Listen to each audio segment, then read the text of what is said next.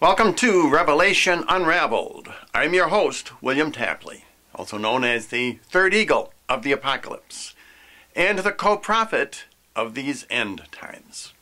Today is April the 14th, 2014, and today is the first of the 4 blood red moons. I believe here on the East Coast it will actually begin on the early morning hours of tomorrow, the 15th.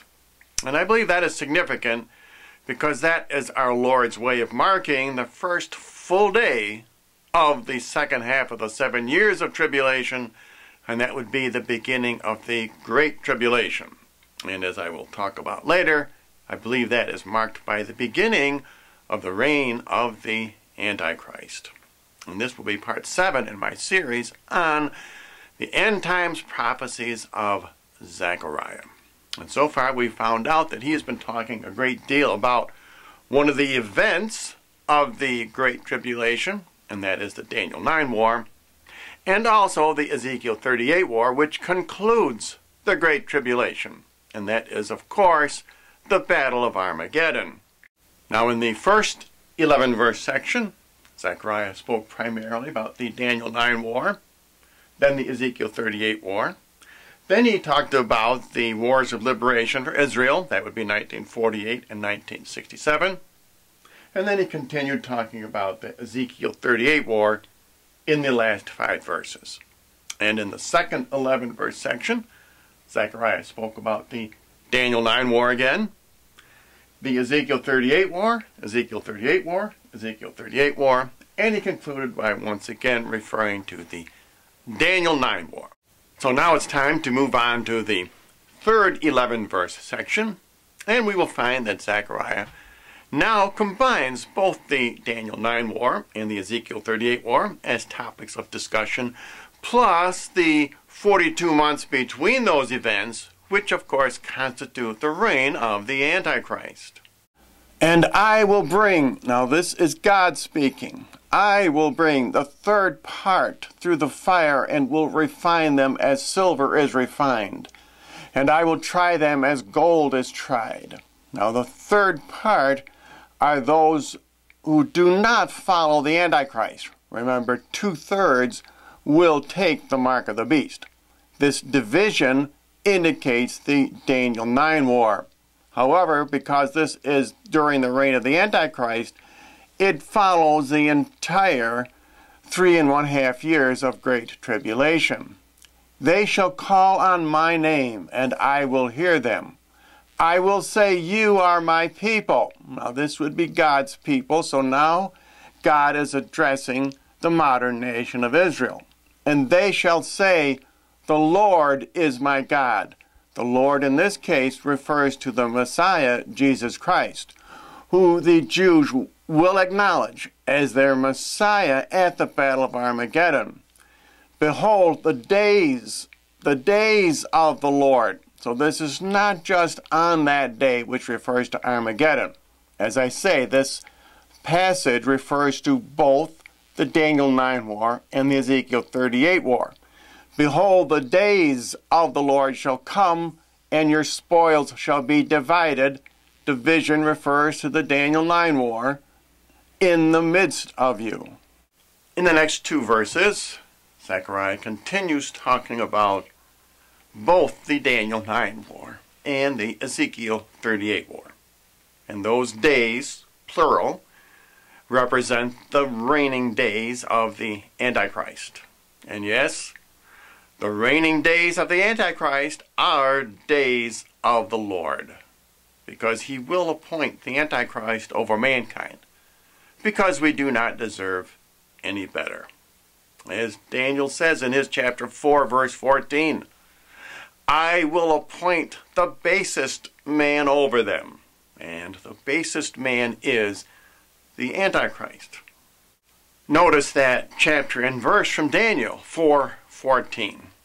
Could it be that today, 4:14:14, is the day which God will appoint the Antichrist over mankind? And I will gather all nations to Jerusalem to battle. Now, all nations definitely refers to the Battle of Armageddon. and the city shall be taken. Now this refers back to the Daniel 9 war, which occurs at the beginning of the tribulation, and which is precipitated by the prince of Persia attacking Jerusalem. And the houses shall be rifled, and the women shall be defiled, and half the city shall go forth into captivity. Now this is a different proportion. This is not the 1/3 and 2/3. This, I am sure, refers to the division of Jerusalem into Jewish and Muslim quarters. In other words, half the city is going to return to Muslim control. I am sure this will be determined by the prince of Persia. And the rest of the people shall not be taken away out of the city. Then the Lord shall go forth, in other words, at the end of the tribulation, and shall fight against those nations. Those nations refer back to all the nations. In other words, this is Armageddon, as when he fought in the day of battle. The word battle ties these two verses together. This passage indicates that Putin will impose his solution on Israel. There will be no more so-called peace process as advocated by all of the American presidents in recent history.